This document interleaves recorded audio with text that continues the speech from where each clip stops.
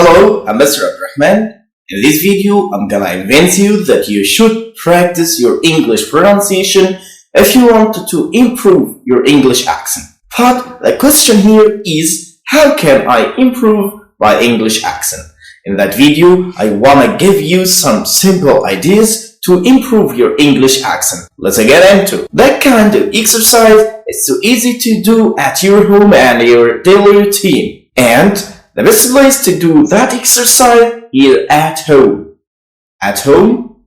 Yeah, at home. Because at home you can push your voice out. You don't feel shyness. You can make your voice muscles stretch out with you. You don't need to be worried about being perfect from the first time to read out loud.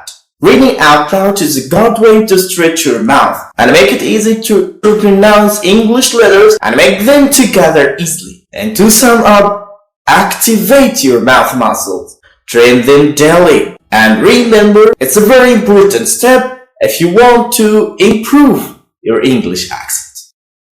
Hello, I'm Mr. Abdurrahman. In this video, I'm gonna convince you that you should practice your English pronunciation if you want to improve your English accent. But the question here is, how can I improve my English accent?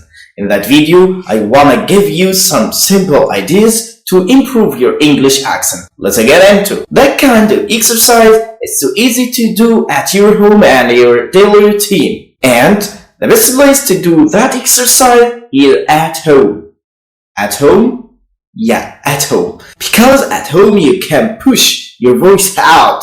You don't feel shyness. You can make your voice muscles stretch out with you. You don't need to be worried about being perfect from the first time to read out loud.